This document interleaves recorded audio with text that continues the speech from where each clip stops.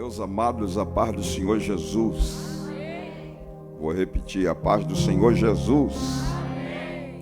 Quantos estão felizes? Pode dar um brado de glória a Deus? Você já disse aí para 3 pessoas, que bom que você veio. Isso. Então diga lá para 3 pessoas, que bom que você veio à casa de Deus nessa noite.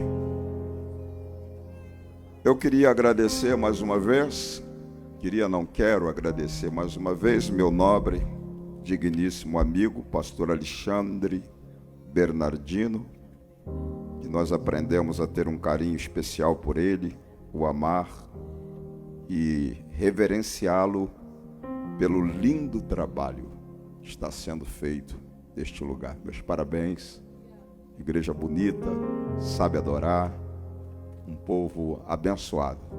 Eu louvo a Deus pela vida de cada um de vocês. Queira abrir a sua Bíblia, por causa da exiguidade do tempo, nós vamos ser diligentes. Capítulo de número 1 do livro de Jonas. Jonas, no Antigo Testamento, entre os profetas menores. Nós temos 12 profetas menores nas Escrituras do Antigo Testamento, e Jonas está entre eles. Capítulo 1, verso do 1 ao 3. Quantos acharam Jonas? Pode dizer amém? Eu estou vendo algumas Bíblias ainda folheando. Tem Jonas na sua Bíblia? Com certeza. Glória a Deus. Todos acharam? Jonas, capítulo 1, verso do 1 ao 3. Podemos ler juntos, amém? O texto diz assim: veio a palavra do Senhor a Jonas, filho de Amitai, dizendo: levanta-te e vai à grande cidade de Nínive, e clama contra ela, porque a sua malícia subiu até mim. E Jonas se levantou para fugir de diante da face do Senhor para Tarsis. Descendo a Jope, achou um navio que ia para Tarsis, pagou, pois, a sua passagem, desceu para dentro dele para ir com eles para Tarsis, de diante da face do Senhor. Tem tradução que diz para bem longe da presença do Senhor. Antes de você sentar, bata no seu peito e diga assim: nossos motivos. Não, eu quero escutar mais alto. Diga: nossos motivos não justificam a nossa desobediência à vontade de Deus. Diga: a vontade de Deus é boa, agradável e perfeita. Quantos podem dizer amém? Toma o seu assento. O apóstolo Paulo, escrevendo aos Romanos no capítulo 12 da sua epístola, ele disse assim: transformai-vos pela renovação do vosso entendimento. É um imperativo. Ele está dizendo: transformai-vos. Ele não está dizendo para você transformar alguém. Ele está dizendo para você transformar a você mesmo. Ele disse: é uma autotransformação. Ele disse: transformai-vos pela renovação, numa linguagem popular, da sua cuca, da sua mente, do seu entendimento. Aí ele vai dizer para que essa transformação. Ele vai dizer que é para que experimenteis qual seja a boa, agradável e perfeita vontade de Deus. Pelo que ele declara nesse texto, a vontade de Deus traz consigo esses 3 adjetivos. Ela é boa, ela é agradável, ela é perfeita. Você pode repetir comigo? A vontade de Deus é boa, agradável e perfeita. Então, como a vontade de Deus é perfeita, ela não se relativiza por mais que como seres humanos limitados no que se refere tempo e espaço, nós tenhamos dificuldade de compreendê-la. Por exemplo, tem muita coisa que está acontecendo com você agora. Tem muita coisa que está acontecendo comigo, conosco, exatamente neste momento, que a gente tem um ponto de interrogação e se auto-pergunta por quê que essas coisas estão ocorrendo, acontecendo comigo. E é exatamente quando a gente não compreende o que de fato está acontecendo conosco, parece numa linguagem popular uma incógnita.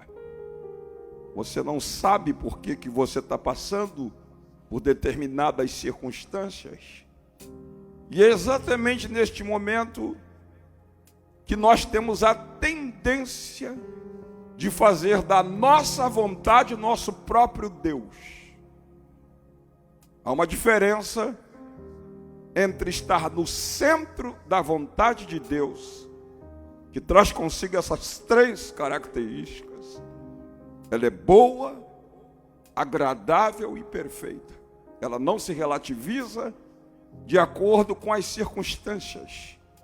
E são exatamente as circunstâncias que nos cercam, as quais a gente tem dificuldade de entendê-las, é que nos leva muitas vezes a ignorar a vontade de Deus para fazer a nossa própria vontade, tendo a nossa vontade como um Deus que determina os nossos caprichos, as nossas conveniências e os nossos quereres.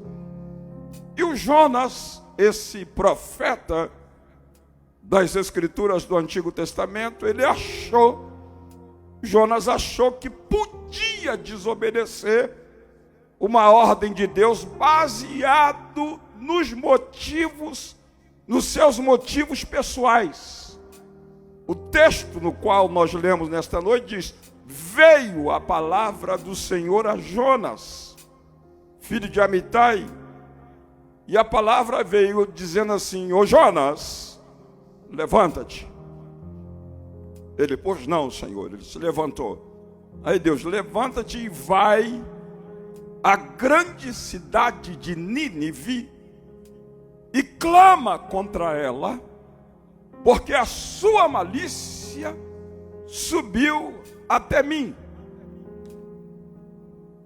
No entanto, em vez dele se levantar para obedecer uma ordem imperativa de Deus, baseada numa vontade que é boa, agradável e perfeita, o texto diz que ele se levantou sim, mas se levantou, e Jonas se levantou para fugir de diante da face do Senhor para Tarsis. A ordem de Deus era para ele ir para que cidade? Alguém escutou? Qual é a cidade? Não escutei? Nínive. Mas ele se levantou para ir para onde? Para Tarsis. Ora, se ele obedecesse a ordem de Deus, a viagem seria curta, no sentido geográfico. Ele estava mais ou menos ali na geografia de Jerusalém, quando Deus o chama e ordena ele para ir para Nínive, que era a capital do Império Assírio. Nínive era a capital do Império Assírio. E para você entender o que eu estou pregando, um paralelo, para você entender, o Império Assírio era o maior império da época de Jonas. Ou seja, mal comparando, era semelhante aos Estados Unidos hoje. Era um império imponente, era um império altivo, era um império próspero, era um império que havia conquistado diversas nações. Então eles estavam no apogeu. E a capital do império era Nínive, uma cidade opulenta, uma cidade, fazendo um paralelo mais ou menos como Nova York. Estou fazendo um paralelo entre a grandeza do império com os Estados Unidos inteiro. Estou fazendo um paralelo entre a grandeza de Nínive, para vocês terem uma ideia, com Nova York, embora Nova York não seja a capital da América do Norte. Nós sabemos que a capital é Washington, mas em termos de opulência, em termos de grandeza, em termos de magnitude, a maior cidade propriamente da América do Norte, a cidade mais venerada pelos turistas de diversas partes do mundo, é Nova York. E Nínive era mais ou menos comparado com Nova York. Ela tinha 1 milhão de habitantes. Quantos habitantes eu disse? Ela tinha 1 milhão de habitantes.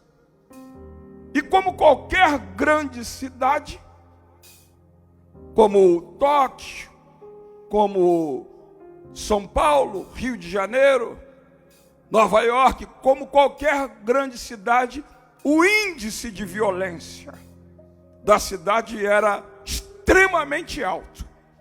Era um índice de violência alto. E essa violência chegou lá diante do trono de Deus. Deus olhou para Nínive e viu que a violência estava extrapolando as regras. Eles eram extremamente violentos. Para vocês terem uma ideia, eles conquistavam os povos vizinhos, já havia conquistado várias nações, e para intimidar outros povos, a fim de temê-los, o que eles faziam? Pegava os conquistados e esfolava eles vivos, arrancava só o couro e colocava o couro dos conquistados nas muretas, para servir de exemplo para os outros povos. Quando não, eles arrancavam a orelha do indivíduo vivo, arrancavam a língua, o nariz, eles esfolavam vivo os seus oponentes, os seus opositores, e essa malícia subiu até o trono da graça. E Deus olhou lá de cima e chamou o profeta Jonas e disse: vem cá, Jonas, levanta-te, fica em pé. Aí o Jonas ficou em pé como ele ficou, disse: olha, levanta-te, vai a grande, olha quando a Bíblia usa esse superlativo, grande é grande mesmo. Disse: vai à grande cidade de Nínive e clama contra ela, porque a sua malícia subiu até mim. E a Nínive era a capital do império, e de onde Jonas estava, pode sentar, meu irmão, obrigado.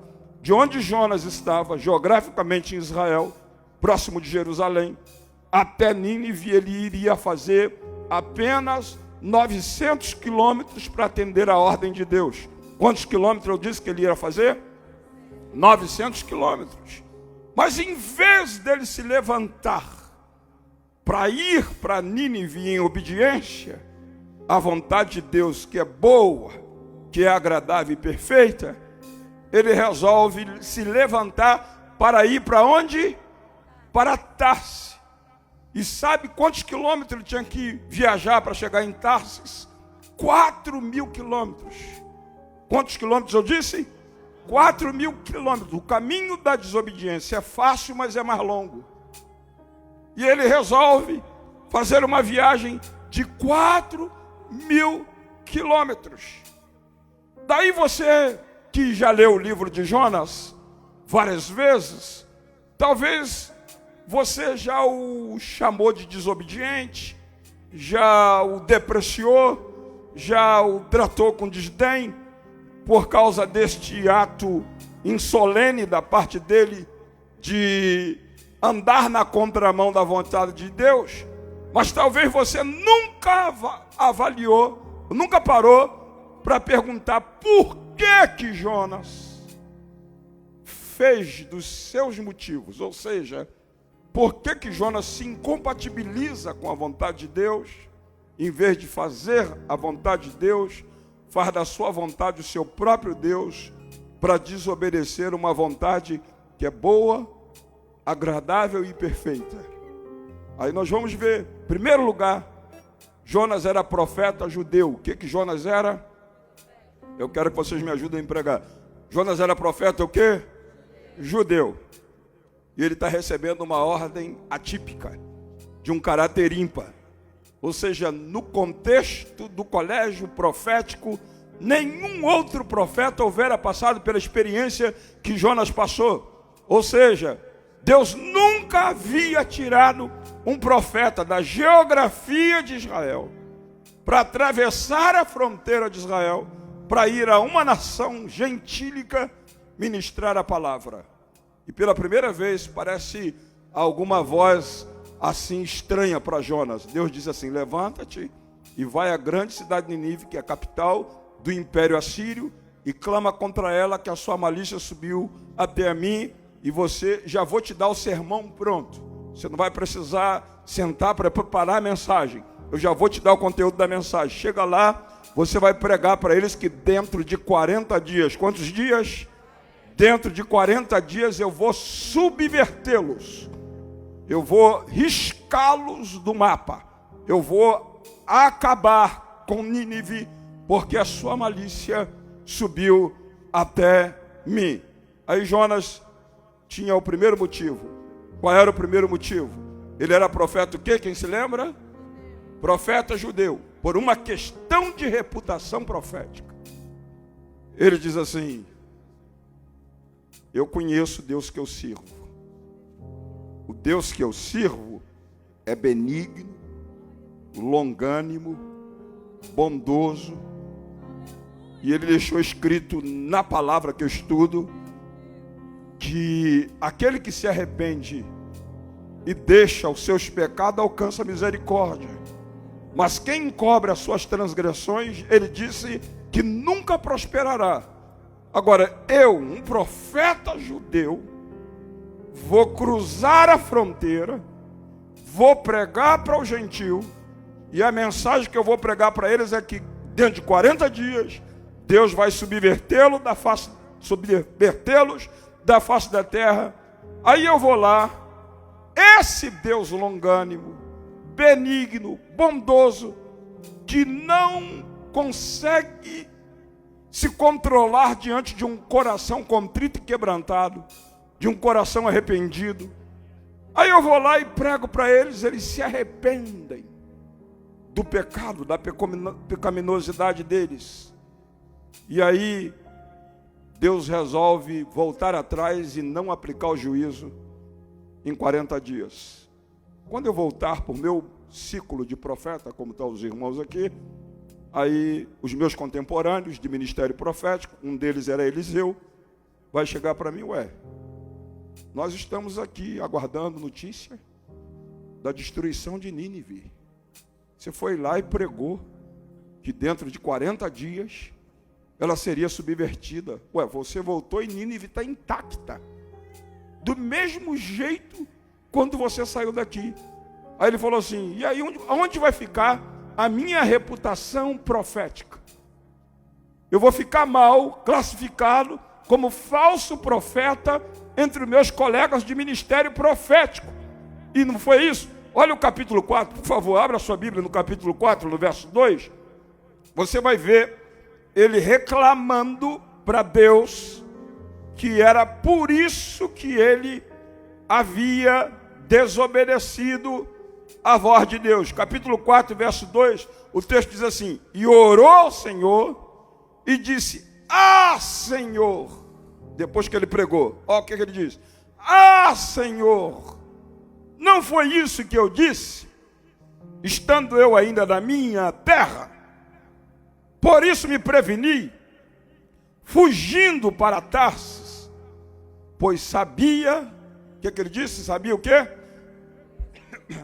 Sabia que és o quê?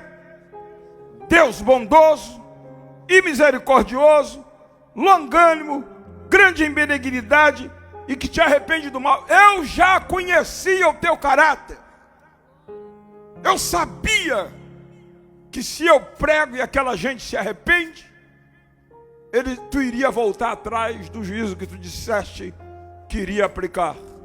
E por uma questão de reputação, por uma questão de preservação da minha reputação, eu, em vez de ir para lá, eu fui para bem longe da tua presença, para tu não me importunar, para obedecê-lo. Pergunto para vocês, era justo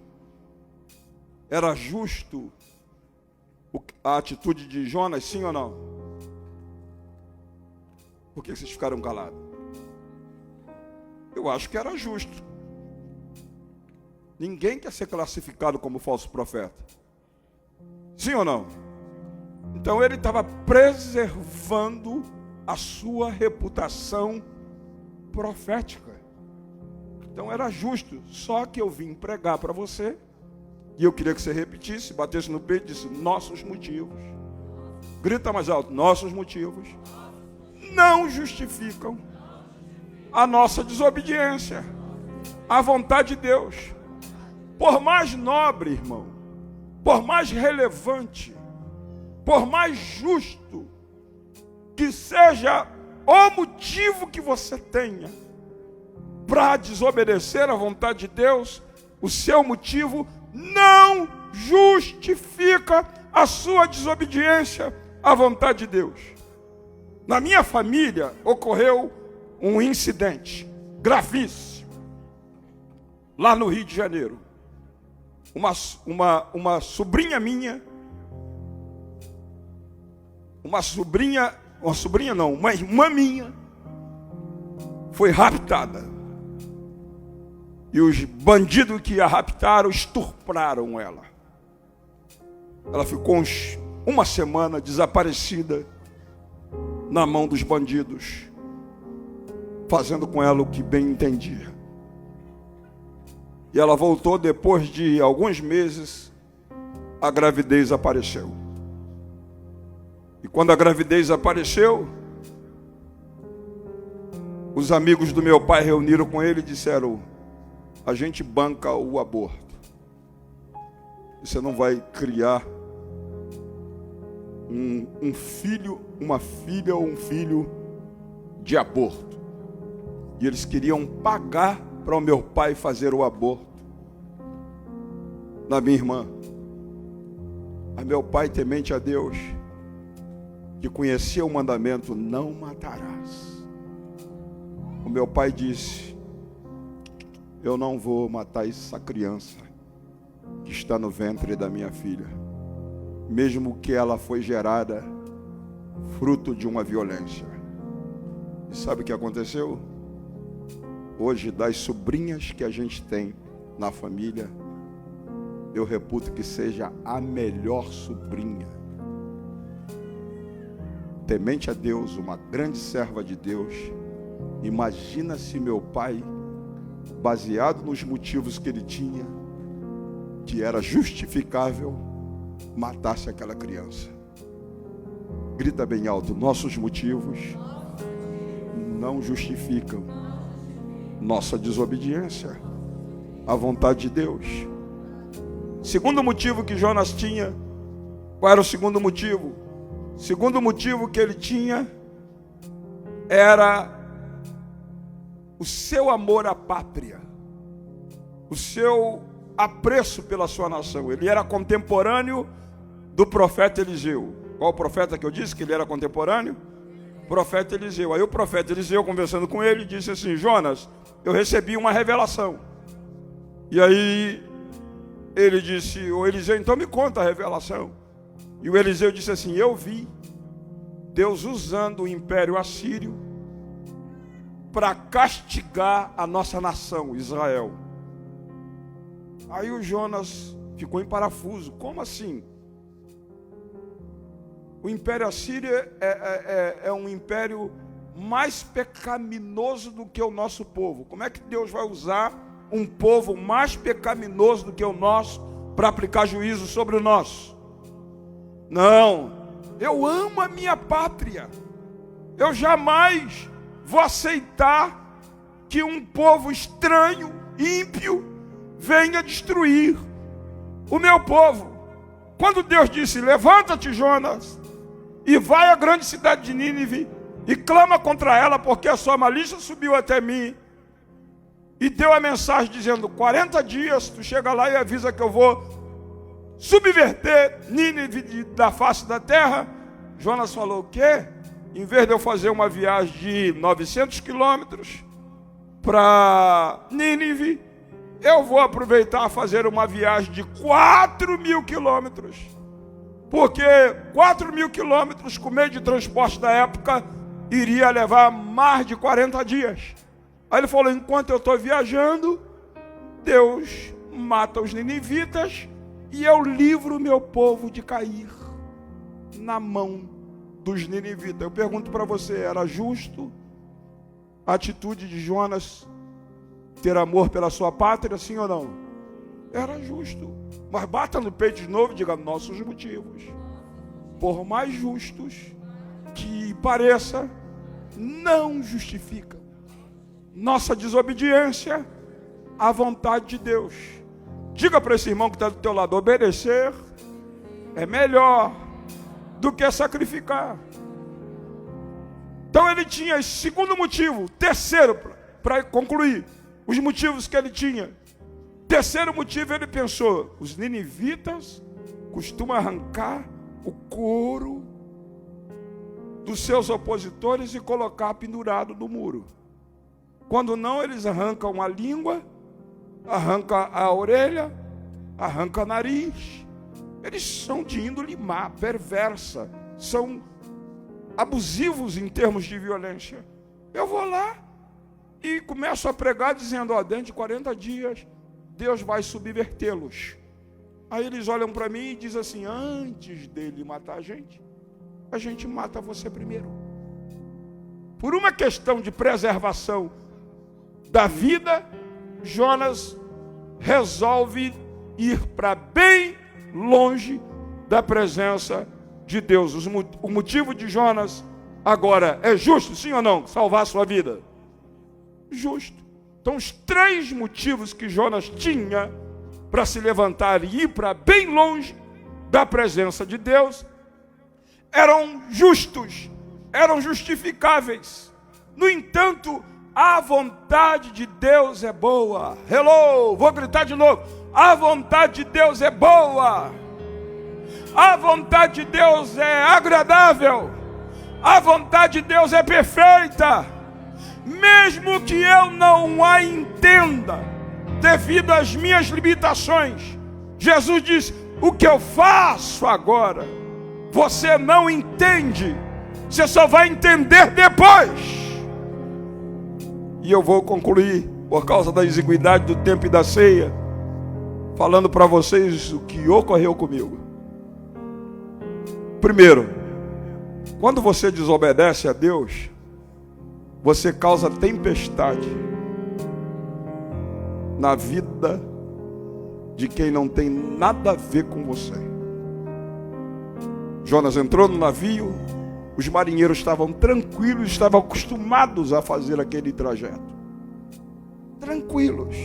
Quando ele entra no navio, paga a passagem, desce para o porão do navio e vai lá tirar um profundo sono, Deus vai lá e faz isso, ó. Assopra um vento, uma tempestade no navio. E os marinheiros começam a ficar escabelados, desesperados, pegam toda a bagagem do navio e começam a jogar fora e se auto-questionar, cada um buscando, clamando o seu próprio Deus, desesperado. Enquanto isso, Jonas tirava um profundo sono. Porque o desobediente tem uma característica: ele fica indiferente com o que está acontecendo à sua volta. Primeiro, ele causa tempestade na vida de quem não tem nada a ver com o problema dele. E aqui Deus mandou eu falar para você: cuidado para com a sua desobediência não causar uma tempestade até na vida da igreja. Não, você não escutou, vou repetir. Por causa da sua desobediência, você pode causar até uma tempestade na vida da igreja. Cuidado para não colocar dentro da sua casa um desobediente que vai causar tempestade na sua família, nos seus negócios, no seu projeto, no seu sonho, no seu destino. Por isso que nossos motivos não justificam a nossa desobediência à vontade de Deus. Ele causou tempestade na vida de quem não tinha nada a ver com o seu problema. 2, ele dormia indiferente com o que estava acontecendo à sua volta. 3, ele foi parar lá no abismo, no fundo do mar, no ventre de um peixe, exatamente por causa da sua desobediência. E eu compartilho com vocês. Pastor Alexandre, eu era vice-presidente de um grande ministério no Rio de Janeiro, de uma grande igreja, de um campo muito grande. E o pastor estava idoso e me chamou no gabinete dele e disse: Pastor Samuel, você será o meu sucessor na liderança dessa igreja. Aí eu fiquei inflado, fiquei todo inchado. Falei: poxa, logo eu? Já pensou eu, presidente do ministério do tamanho desse? Fiquei todo assanhado numa linguagem popular. Paralelo a isso, eu já desenvolvi o meu ministério e estava integral, vivendo da obra, mas sem salário de igreja, dependendo dos recursos da itinerância. E nesse período eu fiquei extremamente chateado, aborrecido com o tratamento que os pastores das igrejas me davam, me despediam com as mãos vazias, e eu tinha esposa e duas filhas para cuidar. Aquilo me deu uma revolta. E eu chamei a minha esposa e disse: minha filha, a partir de hoje você sai de todos os departamentos da igreja, porque eu vou pegar as minhas economias, nós vamos montar um comércio para nós no melhor ponto da cidade, e assim que eu melhorar de vida, eu usei até a expressão maior ainda, eu disse: assim que eu ficar rico, aí a gente volta às atividades do ministério.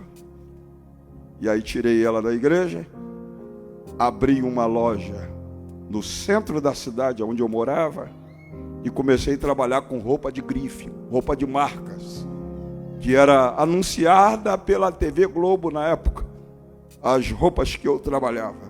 Nós montamos a loja no melhor ponto da cidade, mas quando o pastor disse que passaria a igreja para mim, quando o pastor disse para mim que passaria a igreja para mim, eu fiquei ali maravilhado. Segundo, quando eu abri o comércio, eu falei: pronto, eu vou ser presidente de um ministério, e agora eu vou dar com status elevado, porque eu vou ter recurso financeiro, só beijo, e até não vou precisar nem de depender da obra. Só que passou alguns dias, apareceu um profeta lá na minha casa, e o profeta não sabia de absolutamente nada. Disse: Deus falou para você arrumar a sua mala e sair dessa cidade. Aí eu deixei ele falar, e lá no meu coração eu dizia assim: daqui eu não saio, daqui ninguém me tira. Eu disse: eu plantei aqui, é aqui que eu vou colher. Eu não vou sair daqui para ser avaliado em outra cidade, em outro estado, por outro ministério, quando na verdade eu tenho a promessa que eu vou ser o presidente desse ministério. E quando eu estou organizando para inaugurar a loja, tudo prontinho, aparece um outro profeta, não sei de onde, e ele vem, sem saber, me encontra na rua e diz: ih, rapaz, Deus me deu uma revelação com você. Eu falei: o que foi, meu filho? Ih, rapaz, Deus me mostrou você atrás de umas grades, de umas portas de ferro, com a mão na cabeça, desesperado. Eu falei: o sangue de Jesus tem poder. Eu estou na iminência de inaugurar a loja, e o camarada vem com uma mensagem dessa, só pode ser do inferno. E aí eu fiquei ali clamando o sangue de Jesus. Só que o tempo foi passando, e vários outros chegavam em qualquer lugar que eu chegava: arruma a sua mala e sai dessa cidade. Chegava na outra cidade, ia pregar, arruma a sua mala e sai daquela cidade. Deus falando comigo várias vezes. E eu dizia, daqui eu não saio. Daqui ninguém me tira. Aí Deus fez isso assim, ó, vou parafrasear para vocês. Se inclinou assim no parapeito da eternidade, olhou para mim lá embaixo, na terra, e disse assim, ô Samuel. Aí, oi, Senhor. Aí ele falou assim, você não sai por bem, não? Eu falei, Senhor, daqui eu não saio. Daqui ninguém me tira. Eu plantei aqui eu vou colher. Aí ele falou, você não sai por bem, eu sei como te tirar. Só levou um mês para ele me tirar. Porque inaugurei a loja. O ladrão veio numa segunda-feira. Vieram de moto, pararam as 2 motos na porta do comércio, prenderam todos os clientes dentro da loja e levou as nossas férias daquele dia. Gostaram e voltaram na quinta-feira, voltaram de carro. Pararam o carro na porta, prenderam todos os clientes no depósito, com um revólver na cabeça da gente, e catou toda a mercadoria que a gente tinha em depósito. Encheram os carros e foram embora. Gostaram. E no mesmo mês voltaram de madrugada e arrombaram a loja. E levaram todo o restante. Aí eu tive que vender casa, carro, vender tudo que tinha para pagar as contas que eu havia adquirido no investimento que fiz. Conclusão disso, entrei numa crise espiritual incomum. De maneira que eu entrava no quarto para orar, só chorava, não saía palavras dos meus lábios. Virei para as minhas filhas, uma de 9 e uma de 11 anos, quando sentava à mesa para almoçar ou tomar café, dizia, ora vocês duas, porque Deus não ouve a oração do Pai. Ele me fez uma promessa, Jesus disse, vinde a mim, e disse que aquele que viesse a ele, de maneira nenhuma o diabo lhe tocava, e ele permitiu o diabo me tocar publicamente, me fazer essa vergonha que eu passei aqui de perder tudo. Fiquei zerado, sem nada. Chegou um momento que eu entrei no quarto e gritei, Deus! É isso que tu queres? Tá bom, eu vou te obedecer. E arrumei as minhas malas, só as malas, mais nada, junto com as minhas filhas, e fui para lá, em Santa Catarina, na cidade de Joinville. Fui lá para Joinville, por ordem de Deus. Cheguei lá na cidade, aluguei uma casa de 2 quartos, sala, cozinha e banheiro, bravo com Deus, bravo, sabe o que é bravo? Brigado com Deus.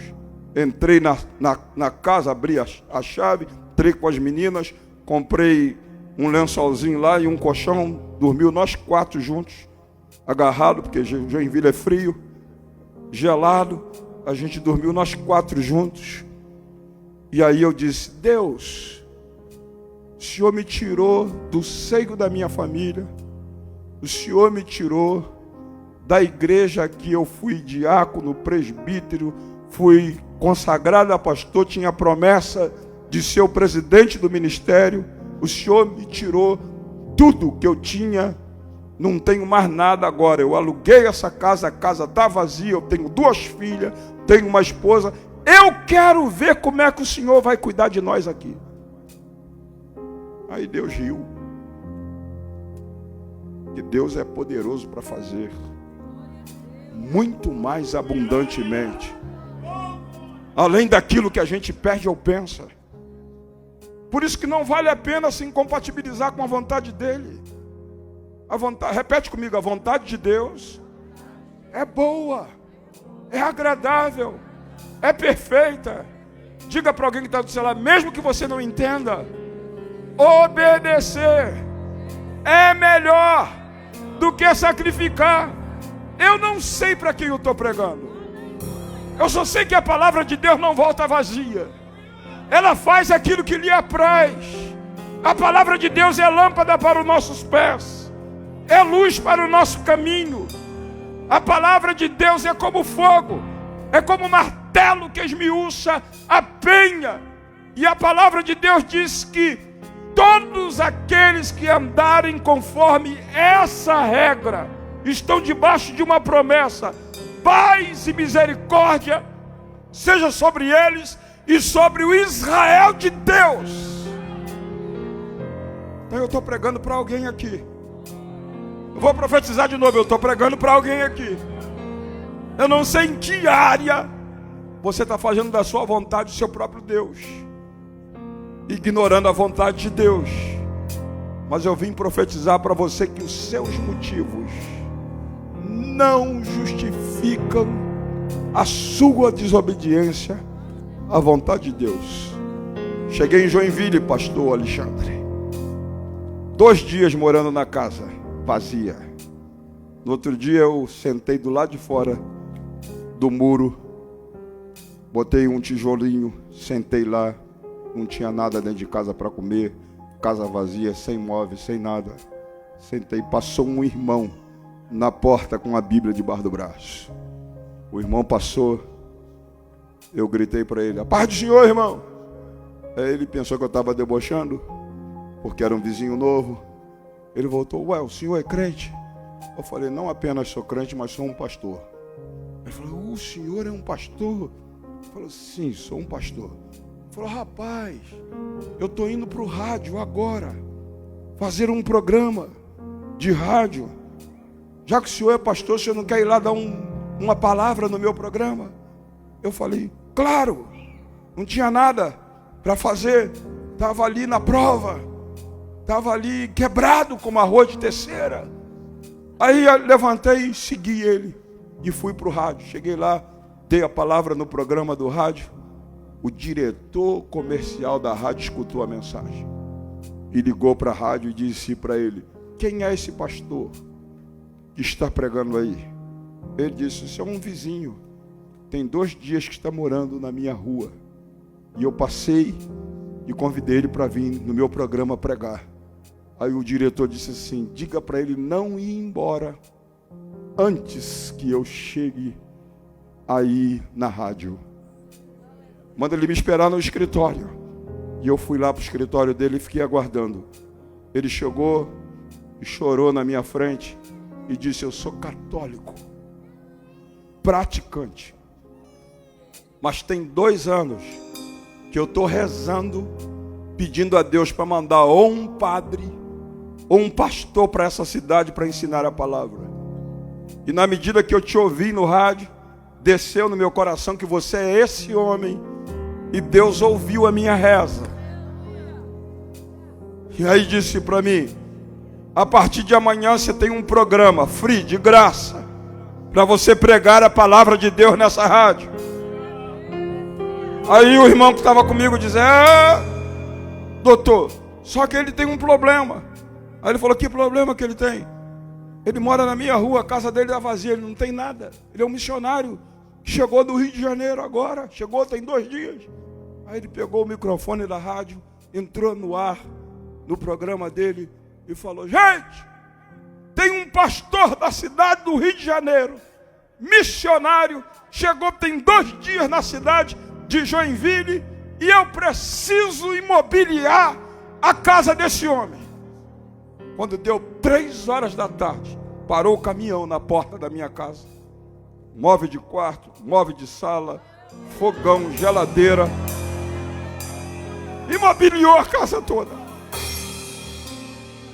Nossos motivos não justificam a nossa desobediência à vontade de Deus. Mesmo que eu pense que no local que eu estou é melhor e não tem nada maior para mim, Deus vê o que você não vê. Xarabandarraçaio, Arachuminaias. Eu comecei a pregar no programa. Aí quem era o pastor presidente? Pastor Vieira, igreja de Joinville, 20 mil membros, ele sabe disso. Uma linda igreja, maior igreja do estado. Eu nunca tinha entrado numa igreja tão bonita como aquela. O pastor Vieira ouviu eu pregando no rádio e fez a mesma pergunta: quem é esse pastor que está aí? Aí disseram: é um pastor que chegou do Rio de Janeiro. Manda ele passar aqui no meu gabinete. Aí eu passei lá no gabinete do pastor Vieira. Aí sabe o que ele disse? Rapaz, chorando. Eu tenho 90 missionários no campo. E faz alguns anos que eu estou pedindo a Deus que mande um homem para essa cidade, que monte um curso por correspondência para os meus missionários no campo. Quando eu te ouvi no rádio, desceu no meu coração que você é uma resposta das minhas orações. E ele pegou uma chave, abriu uma daquelas salas computadorizada, falou: a partir de amanhã eu não consulto nem carne nem sangue. Começa a trabalhar aqui que a igreja vai te dar um carro, a igreja vai te dar telefone, a igreja vai pagar o seu aluguel. Esse Deus está aqui nessa noite. Essa casa está impregnada de uma fragrância. É a fragrância da rosa de Saron. É o lírio dos vales. É o rugir do leão da tribo de Judá, que nunca perdeu uma batalha para Satanás. Levanta a tua mão e libera o melhor brado de glória nessa noite. Dará chamada rádio.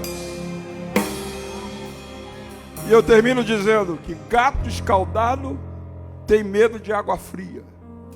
Quando fez 7 anos que eu estava na cidade, estava no ápice do meu ministério, cheguei a ser o secretário de Educação e Cultura da Convenção do Estado. Viajei o estado quase todo com o pastor Nirton dos Santos, fazendo escolas bíblicas. Quando eu estava no ápice, Deus falou: seu tempo terminou na cidade. Do mesmo jeito que eu recebi a chave, entrei na sala do pastor e disse: pastor, aqui está a chave que o senhor me deu. Deus falou que o meu tempo terminou, a lágrima dele rolou no olho dele. E eu fui embora, entreguei tudo que eu recebi. Aí Deus me chamou para a América. E eu não sabia o que era visto, não tinha passaporte. Quando eu entrei nessa cidade, com a minha esposa e 2 filhos, vários irmãos vieram para me perguntar qual era a intimidade que eu tinha com senadores, com o cônsul, porque ninguém conseguia entrar com a família toda com visto nessa cidade. Já fazia anos. Mas o Deus que me chamou, aleluia, me trouxe para cá. E pela graça de Deus, nós somos hoje todos cidadãos americanos. Irmãos, eu estou sentindo uma glória tremenda. E eu estou ministrando isso para dizer para você, meu irmão, por mais que você não entenda, só coloca na sua cabeça que a vontade de Deus é boa. A vontade de Deus é agradável, é perfeita. Sabe como é que eu vim parar aqui, pastor Alexandre? Eu abri um jornal, Mensageiro da Paz, e olhei lá: Ministério de Boston, pastor Oriel de Jesus. Chamei minha esposa. Nunca nem imaginei que eu viria para os Estados Unidos. E não conhecia ninguém, não conhecia pastor Oriel, não conhecia nada. Eu abri o jornal e falei: daqui mais uns dias, minha esposa, falei para ela profeticamente, daqui mais uns dias nós estamos nessa igreja. E não passou meses, eu estava na igreja que eu falei que eu estaria.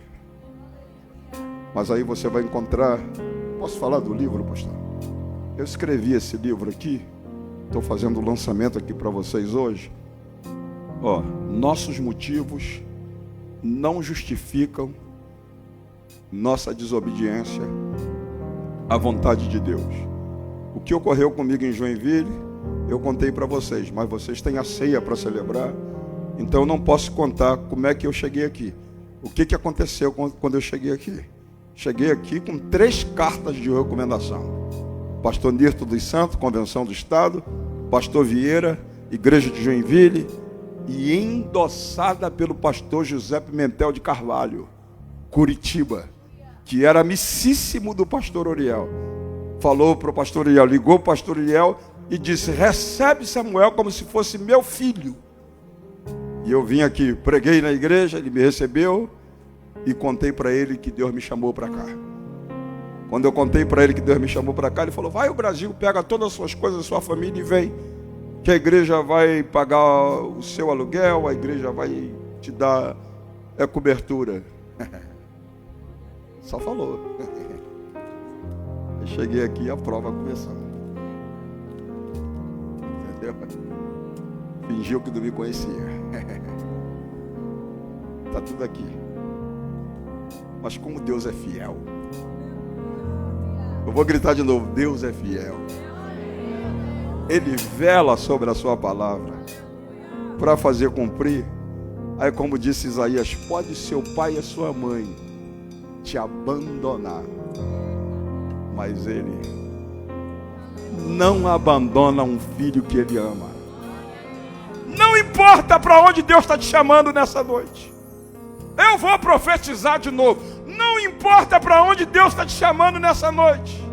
Não importa se você tem documento, se você não tem. Não importa quem você é, se você é gordo, magro, culto, analfabeto ou letrado. Não importa, se Deus está te chamando, Ele vai te capacitar e vai abrir todas as portas. Só recomendo a você: não mede força. Se Deus te mandar para Nínive, não vá para Tarsis. Vou repetir: se Deus te mandar para Nínive, não vá para Tarsis. E eu quero orar neste momento. Eu quero orar por você e por sua família. Porque por mais que a gente esteja no centro da vontade de Deus, a gente vive sendo assediado por vozes malignas que querem nos tirar do centro da vontade de Deus. E talvez você está sendo perturbado por alguma vozinha baseada nas circunstâncias que estão ocorrendo no momento na América. Mas eu quero te dizer nesta noite que o teu Deus é maior do que o Trump. Não, vou profetizar de novo: o teu Deus é maior do que o Trump. Se Deus te trouxe para cá, ninguém te tira daqui, porque a porta que Deus abre, ninguém fecha.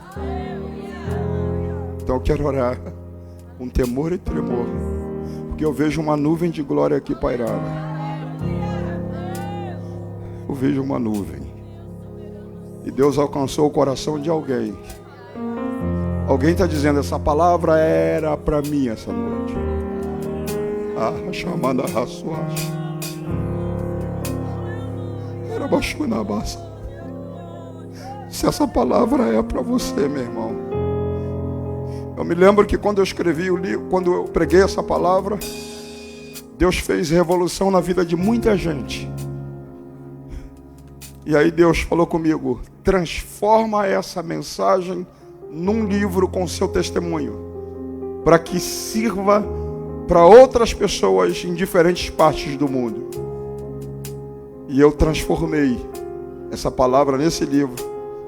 E eu queria que você lembrasse de algum desigrejado que você conhece nessa cidade, que não vem mais na igreja baseado nos seus motivos muito pessoais, dizendo: não, eu não vou por causa disso e daquilo.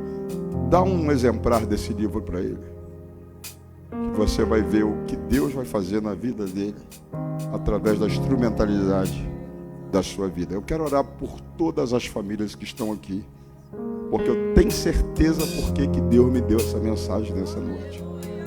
Com certeza. Eu só queria confirmar, antes de eu orar por todos que foram pessoalmente tocados, pessoalmente, não é coletivo, pessoalmente, tocado por essa palavra, levanta e vem aqui na frente. Todos que foram tocados por essa palavra. Eu não quero que você levanta por emoção, eu quero que você levanta se você foi tocado, Deus falou alguma coisa no seu coração, na medida que você ouvir essa palavra. Dá um passo de fé, vem aqui para frente, vem aqui para frente, vem aqui para frente, vem aqui para frente. Pastor Alexandre, aquela música da harpa, onde me mandar eu irei. Eu irei. Se Cristo comigo vai. Isso. Vem para cá. 515. Gente, vamos entregar o nosso coração. Esse mês é mês missionário. E hoje é o primeiro domingo dessa série de ministrações missionárias. E já nesse culto é a primícia da obra missionária nesse mês. E eu queria que você plantasse a sua semente de fé em relação à sua chamada, em relação à sua vocação. Você plantasse nessa noite uma semente e dissesse assim: Deus, eu estou plantando essa semente no teu reino para tu fazer o que te aprove da minha vida e da minha família, baseado nessa palavra que eu ouvi da tua parte. Aleluia, meu Deus, que glória, que glória. Vai recebendo, gente, o que Deus está entregando. Deus está entregando talento, capacidade para pregar, para ensinar, para fazer a obra dele. Aleluia. Vai pegando o que Deus está te dando. Aleluia. Levanta a sua mão direita. Levanta a mão direita, coloca a outra mão no coração e diga comigo assim: Deus, diga bem alto: Deus, a tua vontade é boa, agradável, perfeita. Mas nem sempre eu consigo compreendê-la, entendê-la de acordo como revelada na tua palavra. Mas essa noite eu ouvi a tua voz falando comigo que, a despeito de eu não entender, os meus motivos não justificam a minha desobediência à tua vontade. Deus, o melhor lugar que eu posso estar, mesmo que seja no deserto, é no centro da sua vontade. Deus, me guarda a minha família, para que a gente não deixe se levar por nenhuma voz que queira nos tirar do centro da tua vontade. Unja-nos, dá-nos graça, no nome de Jesus, para fazer a sua vontade. É a nossa oração, em nome de Jesus. Aperta a mão de alguém e diga: nossos motivos não justificam nossa desobediência à vontade de Deus. Deus abençoe, volte ao seu lugar.